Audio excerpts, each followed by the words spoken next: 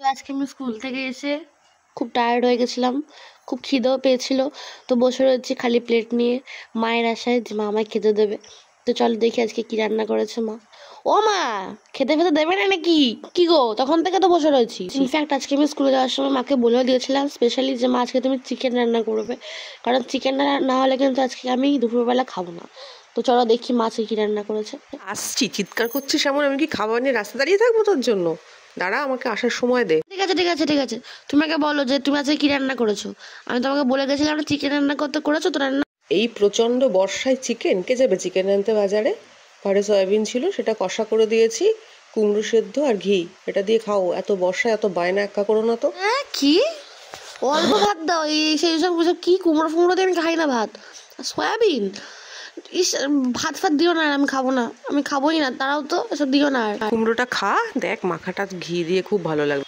হ্যাঁ তুমি ঘি দিয়েছো বলে একমাত্র আমি কুমড়োটা খাবো, ঘি না হলে তো খেতামও না। কি আর ভালো লাগবে ঘি দিলেও, বা কুমড়ো তো কুমড়োই না, তুমি কুমড়োয় ঘি দাও বা যাই দাও না কেন, কুমড়ো তো চিকেনও যাবে না। লিটারালি আজকে আমি অনেক আশা নিয়ে বাড়িতে এসেছিলাম যে চিকেন কষা খাবো, কিন্তু হয়তো চিকেন কষা আজকে আমার কপালে। আমি প্রবল বৃষ্টির মধ্যে স্কুল করে চলেও আসলাম বাড়িতে, কিন্তু চিকেন আনার জন্য লোক বেরোতে পারলো না বাড়ির থেকে।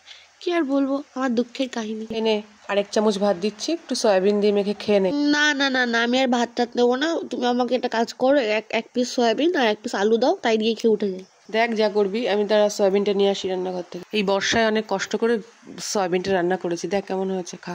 ও আমার সোনা মা, আমি জানতাম, আমি তোমাকে চিনি মা, আমি জানি তুমি চিকেন না রান্না করে থাকতেই পারবে না, তোমার মতন ভালো মানুষ হয়ই না।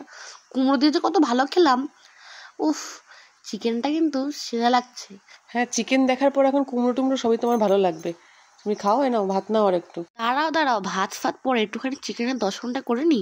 এই কষ্ট করে আমি মানে মানে ভালো করে কুমড়ো আর ঘি দিয়ে খেয়ে উঠে একটু চিকেনটাকে টেস্ট করি। এই যে একটা ট্রমা যে আমাকে সয়াবিন দিয়ে খেতে হবে, তোমাকে আমার বিশ্বাস নেই, তাই চিকেনটা একবার টেস্ট করে দেখছি এত চিকেন নাকি সয়াবিন। হ্যাঁ, তোমাকে ছাল না তোলা পর্যন্ত তুমি বুঝতে পারবে না ওটা চিকেন নাকি। খেয়ে দেখো ওটা কি। না না মা, এখনো তো আরো এক দু পিস নিতে, মানে কিছু না, খুব ভালো তুমি মা, একদম চিকেন চিকেন লাগছে। আমি চিকেন নিতে না, চিকেন চিকেন তো লাগবেই। ঢেলে দাও।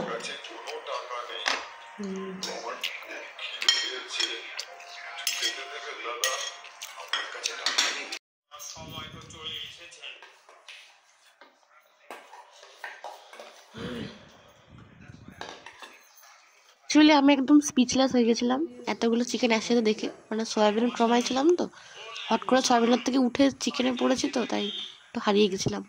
যাই হোক, তখন আমি মায়ের হাতের এই দুর্ধর্ষ রান্না ট্রাই করে দেখবো কেমন করেছে। তবে আমি জানতাম যে বর্ষা হোক যাই হোক না কেন, সুনামি চলে আসলো আমার জন্য আজকে চিকেন বাড়িতে আসতোই, কারণ যেহেতু বাড়ির একমাত্র মেয়ে বলে গেছে, আর আসবে না হতে পারে।